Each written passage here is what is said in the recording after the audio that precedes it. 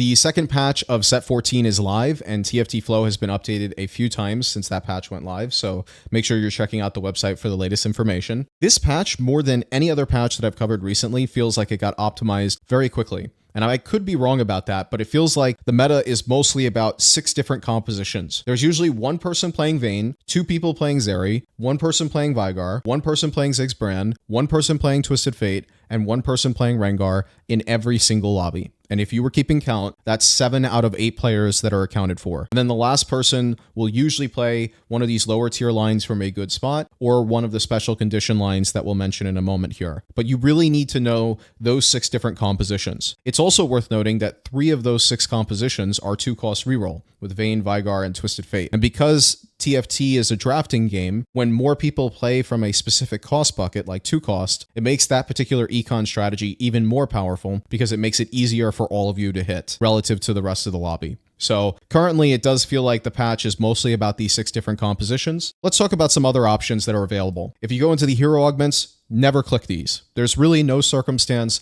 under which you should be clicking a hero augment other than to have fun. But if you're looking to win the game, generally speaking, I cannot recommend clicking any of these. I've generally not seen good performance out of any of them, and the only circumstance under which I would click any of them is if you had 2 to 3 items on the unit in stage 2 with a lot of copies. When it comes to artifact lines, they nerfed the 6 bruiser scaling with Cho'Gath by reworking him. So now Anima Visage, Talisman of Ascension, and Innervating Locket are no longer artifacts that enable the Fiddlesticks line, and you really should only look to play Fiddlesticks if you get Blighting Jewel or Sniper's Focus. There are a couple of different artifacts that are really good for Shaco reroll, so that would mainly be Death's Defiance, Mittens, and then there's also Sniper's Focus, which is kind of interesting. There is a range-based build on Shaco that if you're able to get double range artifact onto him can be quite good, but it's pretty difficult to get that, of course. And then the last option here that's interesting and unique from those 6 different lines is Spectral Cutlass on Naafiri, which will enable you to play an entirely different board that's a little separate from the rest of the meta, which is quite interesting. So those are 3 lines that you can play uniquely with specific artifacts. Then we have, under the Emblem section, Golden Ox Emblem,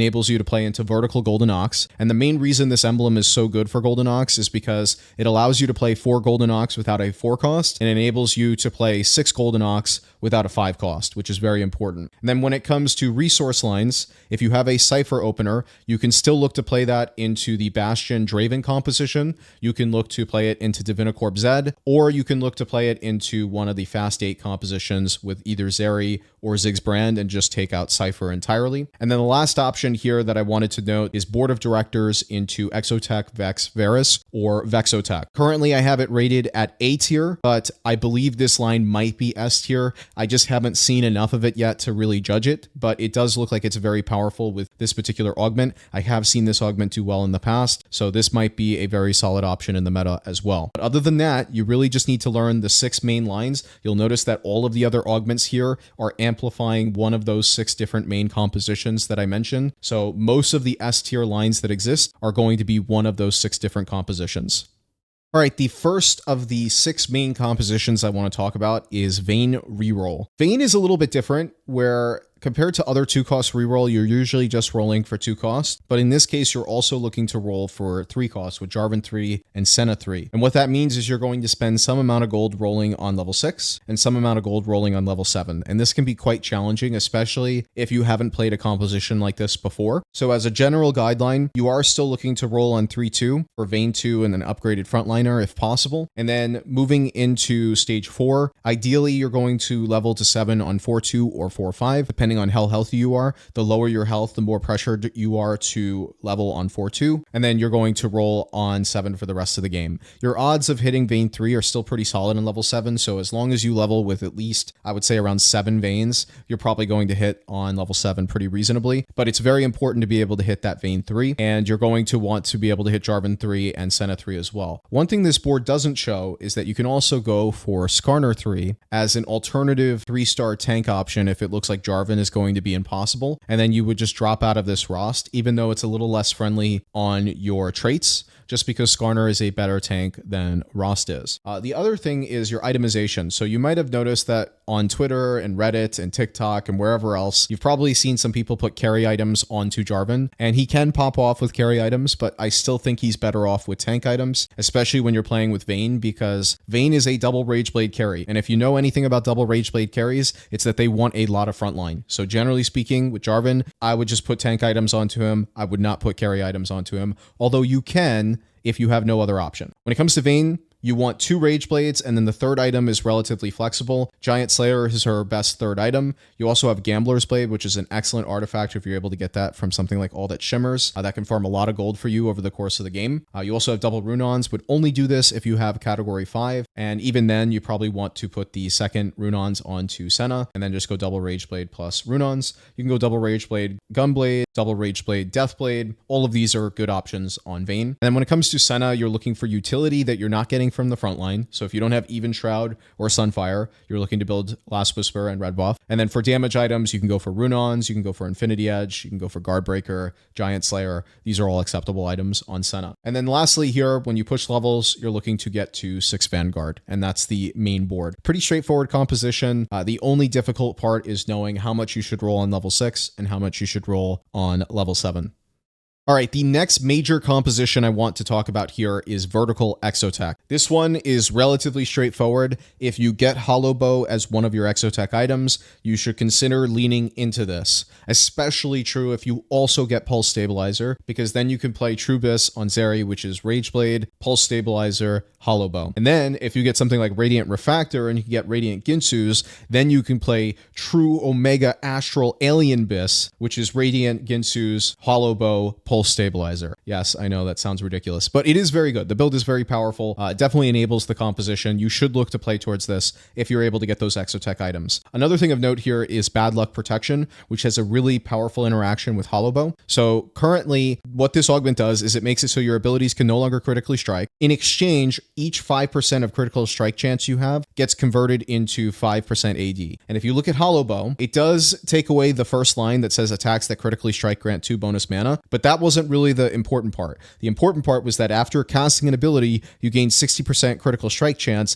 and we're converting that into AD. I've seen Zeri have over 400 AD with this Bad Luck Protection augment. It's completely broken. So definitely another augment combination that you should be aware of. And then the last thing I want to mention with this is that you can actually drop out of 7 Exotech, especially if your last item is not Hollow Bow or Pulse Stabilizer, and you can go into 5 Exotech, which enables you to play some really powerful 5 costs and cap around Aurora, Kabuko, and Viego, whereas before we couldn't play the Viego and Kabuko, which makes a pretty big difference in terms of the overall power level of the board. And then you can use this Aurora to throw in a Zac or an Urgot, for example, both really powerful units to pull in with Aurora. So late game, you're looking to cap around this. And then I would also mention that these tank items on Sejuani that you see, the Exotech tank items are actually better on Mordekaiser once you're able to get a 3-item Sejuani, okay? And then you put your utility-based items onto Mordekaiser. So if you have something like Even Shroud or Sunfire, for example, usually Mordekaiser is going to hold those items, especially once you're able to get 3-item Sejuani. You'll also move these Exotech items over to Mordekaiser.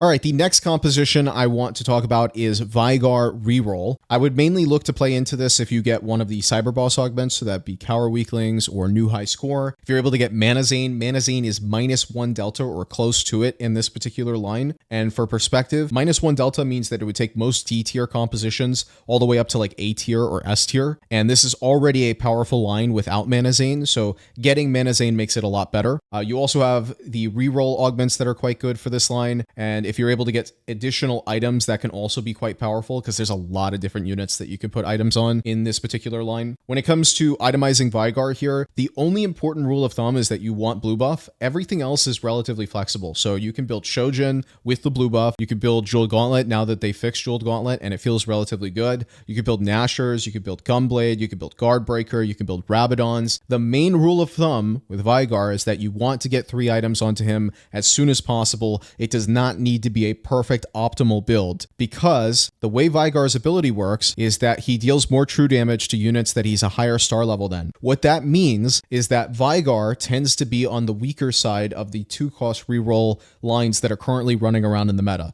So it's weaker than Vayne and weaker than Twisted Fate in stage 3 before you're able to hit your 3 stars. And so as a result of this, you really want to save as much HP as you can in the early mid game by slamming as many items onto Veigar as possible, while ensuring you still get blue buff. Do not throw away blue buff. But outside of that, you can make your item slams to try to save as much HP as possible, because Veigar scales relatively well into the late game. Twisted Fate doesn't scale as well into the late game, and then Vayne also scales well into the late game, which is why Vayne is in S tier and Veigar is in A tier. So Veigar, definitely make sure that you're slamming as many items as possible. When it comes to your secondary carry, just play whichever one you're able to hit first. So Ziggs, Brand, both of them are really solid options. And this is the main board that you're looking to play most of the time. When it comes to Shyvana, if you're not able to 3-star her, you can just play Mordekaiser in this slot instead in order to get Bruiser for your Kabuko. Otherwise, you can look to 3-star her and get 3 tank items onto her. There's also this 6 techie board, but generally speaking, the board that I showed first here that plays around Nico plus Echo is just performing better because this is just higher quality units and you get more strategists online, which is very beneficial for your board overall.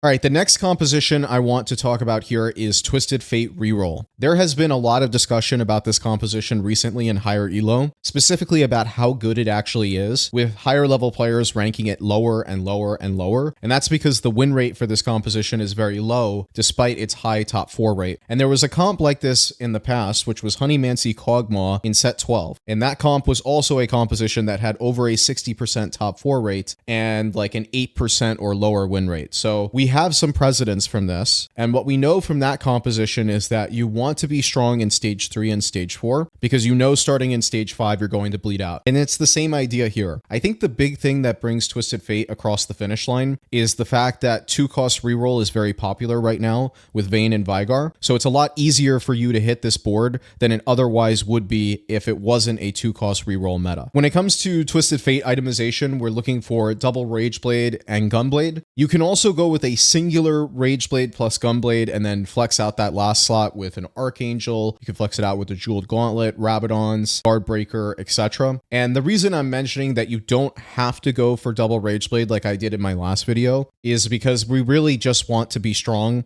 as early as possible, because that's the purpose of this composition. So generally speaking, I would only be looking to play this if you can get 3 items on your Twisted Fate relatively early. That's extremely important so that you're able to win streak through stage 3, preserve as much HP as possible, so it's more likely that you're going to be able to get into that top 4 position. Outside of that, it's pretty straightforward. You're looking to play 5 Syndicate. Misfortune is going to be your duo carry if you can even get to that. Otherwise, you're looking to tank Darius or Skarner in the front line. Most of the time it's going to be Darius. There are a few unique conditions that are worth mentioning here. So Innervating Locket, Silvermere Dawn, both of these are really good on Darius. And then Zanya's is very good on Twisted Fate when paired with double Rageblade. And in that circumstance, you really do want the double Rageblade. Syndicate Emblem, also quite good because it allows you to drop out of the Shaco. And then Too Much Value is pretty much free for you to be able to play for 2 cost. And that makes your life a little bit easier for being able to hit sooner than you otherwise would be able to. So again, this is a tempo composition. Make sure that you're playing it that way. Understand that you're not going to win with this line. And if your goal is to win, if you have more fun by winning the game, then you probably should not play Twisted Fate.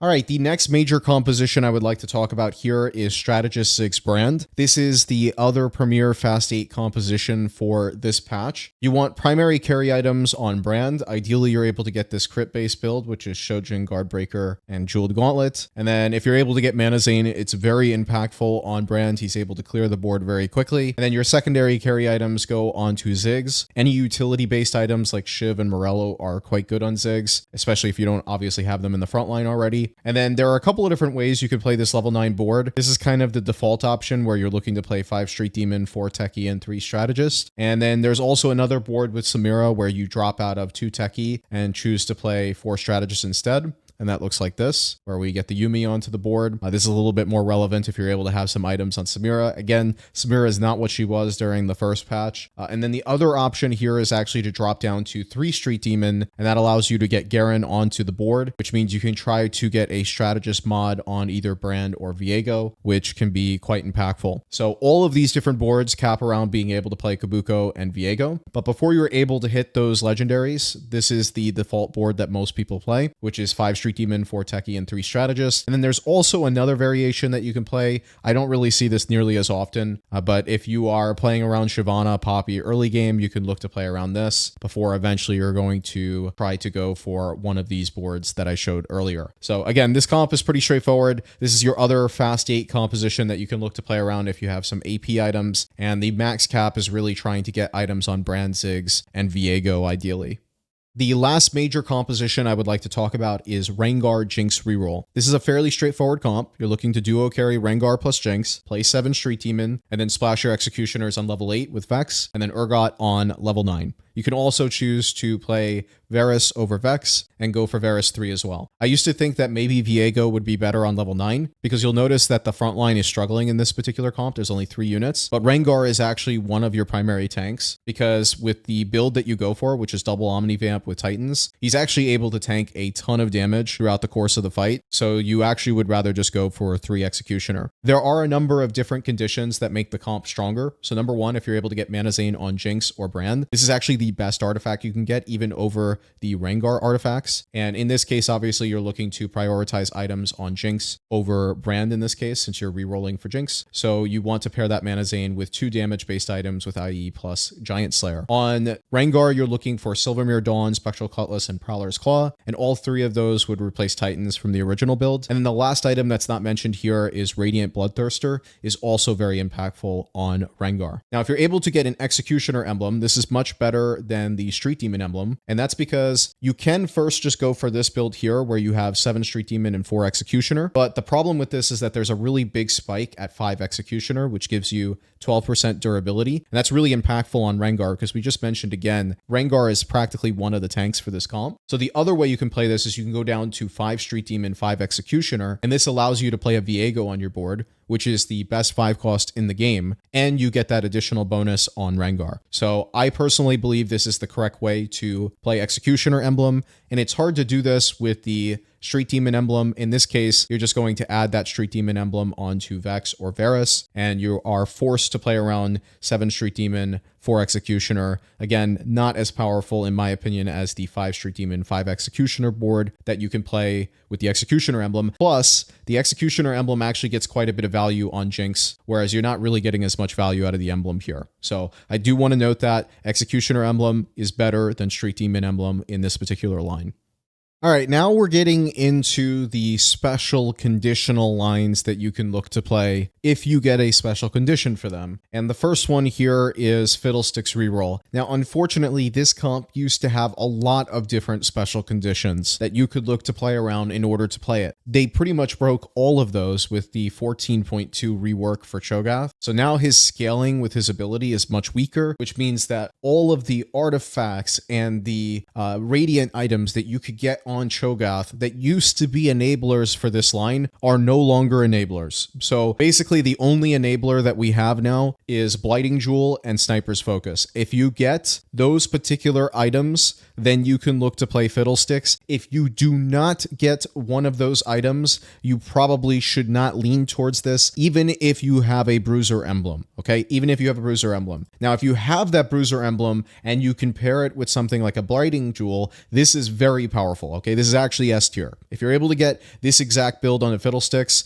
this is very powerful. But outside of these niche interactions, you should not be looking to play around Fiddlesticks anymore. All right, the next special condition line I want to talk about here is Shaco Reroll. The big thing about this comp is you are, number 1, looking to have Shaco 2 on 2-1, and you want to have some items to put onto him so that he can farm you some stacks. That is one of the bigger conditions for looking to play around this. The other condition is that there are a ton of different artifacts that you can hit that make Shaco stronger. So you have Mittens, you have Death's Defiance, you have Prowler's Claw, you have Infinity Force. This one might come as a surprise, and I think a big reason for why this is is so strong is it helps you get your Shaco itemized even earlier because you're probably going to be getting this from Freaky Friday, okay, the Prismatic Augment. You also have a range-based build where you don't make your Shaco the Kingpin, and then finally you have Ludens here. I think that a big reason for why so many artifacts work so well on Shaco is not just because they're powerful items, but also ideally you're getting them early, which is helping Shaco farm stacks even sooner. So item-based augments on 2-1, pretty impactful for being able to get that Shaco farmed up as quickly as possible. The other thing of note here that you might have noticed from all of these different item builds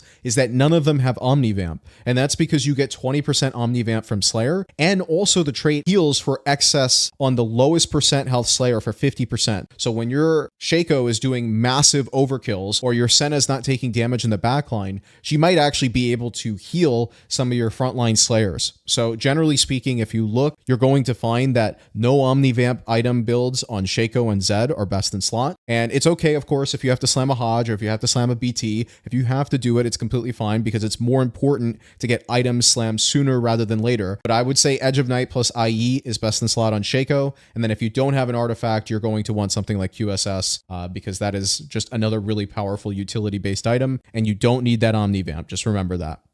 All right, the last artifact-enabled line that I want to talk about is a doozy. This one is special. There has been a couple of people that have been talking about this, and it is not really that popular right now. You should definitely know about it because there's only one artifact, except no substitutes, and that is Spectral Cutlass. If you are able to get Spectral Cutlass, you should 100% consider playing Naafiri. I don't usually show the stats, but I want you to take a look at this. Naafiri averages a 4.55 with 3 items on her. But if one of those 3 items is a Spectral Cutlass, it goes from a 4.55 to a 3.3 with a 21% win rate. It goes from being unwinnable to very winnable. This comp is completely broken with specifically Spectral Cutlass. So if you get this item, you should definitely consider playing into it, and it's made even stronger if you have either Hyper Fangs or Pulse Stabilizer in your Exotech items. Now, this is the best max cap board that you can look to play around, okay? Where you look to play around Nitro and then you splash in some amp units. You're looking to get as much amp as possible. You could consider playing 5 amp, but that would usually mean dropping Viego. Would not encourage you to do that. I have seen some people try to play this with the Exotech board instead of the amp base board that I'm showing here. I'm pretty sure this amp base board is just better, even if your later item is Hyper Fangs or Pulse Stabilizer. But I might be wrong about that. It might be worth going deeper into Exotech if you have Hyper Fangs or Pulse Stabilizer. One thing about this is that if you get the Spectral Cutlass, you are fully invested in Naafiri, meaning that if you get Pulse Stabilizer or you get Hyper Fangs, even if you're re-rolling for Jhin, those items are not going on to Jhin, okay? You're not putting the Pulse Stabilizer on Jhin like you're probably used to. You're not putting the Hyper Fangs on Jhin like you're probably used to. Everything goes all in on Naafiri, and you're going to move Naafiri around in your backline and try to kill their backline as quickly as possible by having Naafiri teleport to them, cast her ability, and just basically one-shot everybody. That's the goal here. So this is a really unique composition that's enabled by one artifact. I would not be surprised if they nerf this interaction because, again, in all the time that I've analyzed stats and looked at stats for artifacts on different units, I have never, ever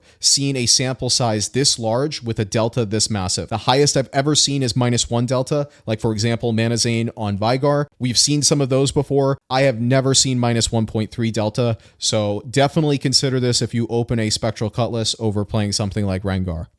All right, the next composition I want to talk about here is Vertical Golden Ox. And you can see on the right side, I wrote a novel on the website. And the reason I wrote so much about this is because you really need to understand conceptually how these type of compositions are played because they are very conditional. You can't just load into a game, say that you have an Alistar 2, and say, okay, I'm going to go ahead and play Golden Ox. And the reason for this is that Golden Ox, most of the trait power comes from the fact that it's providing you resources. So you need to be able to hit these trait breakpoints at good times. And if you look at the way that the units in this trait are set up, you have 3 units before the 4 cost, 2 4 cost, and then a 5 cost. What this means is that it's very difficult for you to play 4 Golden Ox before level 7 because you have to hit Annie or Aphelios. And then it's also very difficult for you to play 6 Golden Ox on level 8 because you need Viego. So the Golden Ox emblem allows you to be able to play 4 Golden Ox in stage 3 or even stage 2, and then also allows you to play 6 Golden Ox consistently in stage 4. And what you do is you use those additional resources,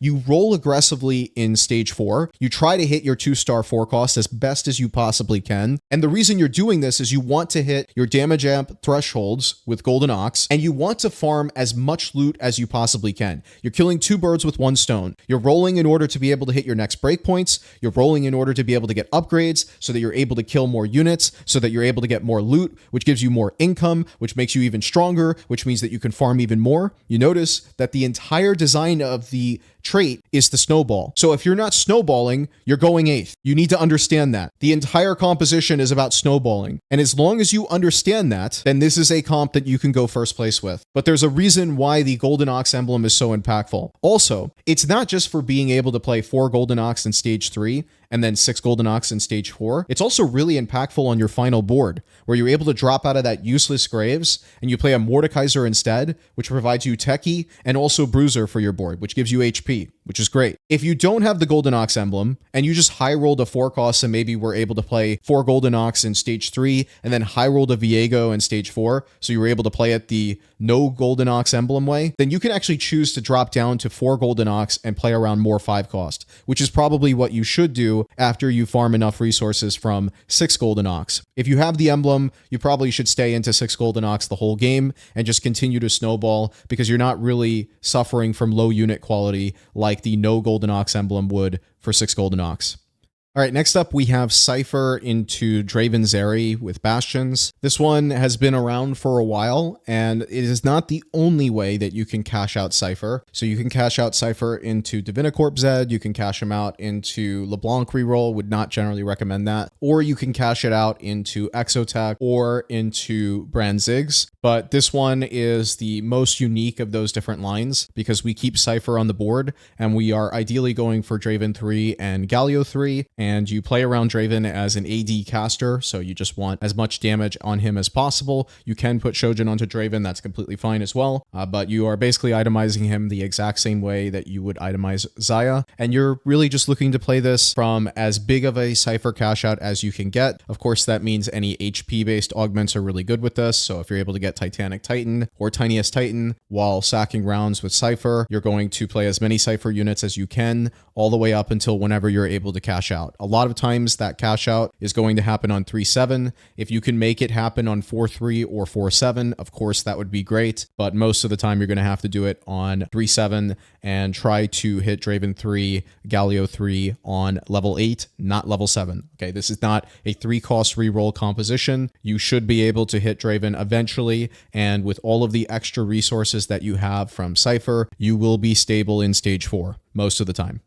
All right, the last composition I want to talk about here is Exotech Vex Varus, or Vexotech for short. It's actually one of the few times I like one of the cutesy names for compositions, but most of my website does not use the cutesy names. It is what it is. But this composition is really powerful if you get Board of Directors. So Board of Directors reads that if you have 3 or fewer Divinicorp champions, their bonuses are increased by 75% plus some percentage for each stage. The big thing about this is that you're looking to play 3 Divinicorp units in this comp anyway, where you have Vex, Gragas, and Morgana, and it makes perfect sense with the bonuses that those Divinicorp units give, with Morgana giving AP, Gragas giving HP to your board, and then Vex giving crit, which is really powerful for Vex herself. So there's a lot going on here that I think really makes this comp work. It just trait web-wise looks really good, and I think this is going to be one that gains in popularity over the next couple of days. I don't know how powerful it will end up being. Again, there's a reason why I only have it ranked at A tier, even with Board of Directors, but I could easily see with Board of Directors this being S tier, so I did want to mention it now. The main idea here, of course, being that you're looking to itemize Vex, and then ideally Varus as well in the backline if you get something like Hollow Bow.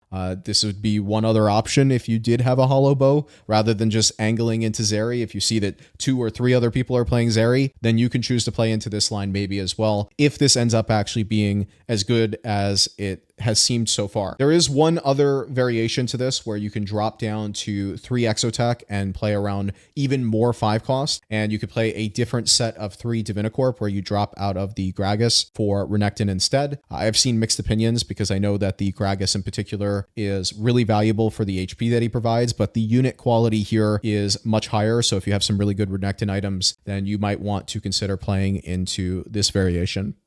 All right, that's it for this patch guide. I hope it was helpful for you. I was a little bit more succinct with this one. There wasn't as many guides for different compositions. I just kind of focused on the ones that I think are important for this particular patch. The website is doing really well right now as a quick update. This is the most traffic that it's ever had, and I am really excited for the future. I think that there is still a lot that I can do to make it even better. I'm still working on the homepage redesign, which has ended up being a kind of big project that I've dragged my feet on a little bit just because there's so much refactoring and reworking that I have to do to make things work with the new design that I'm going for, but I think it's going to be really awesome when I get it through. And so look forward to that. And thank you for everybody that uses TFT Flow or even just watches these videos. I'll see you next time.